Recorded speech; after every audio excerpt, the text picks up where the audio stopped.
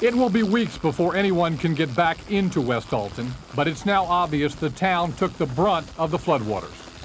From the air, you can see where the water swept through homes and businesses, tearing out whole walls, yet leaving the buildings standing. Mobile homes have been turned upside down. Other buildings look like a bomb exploded inside.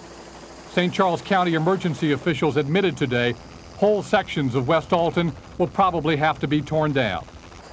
Nearby, debris from homes has been trapped by low-hanging power lines, and the force of the water has twisted railroad tracks and swept them from the top of a levee.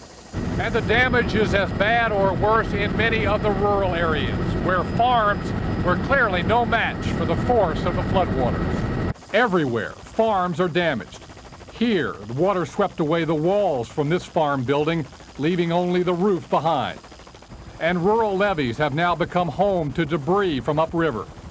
Tires, parts of homes, and lots of barrels and propane tanks have been left stranded on this levee in Monroe County, Illinois. A little further up, someone's deck ended up here. In some places, like Valmeyer, Illinois, the water won't be low enough to see all of the damage for weeks. But already, some roofs have collapsed, and others are covered with debris.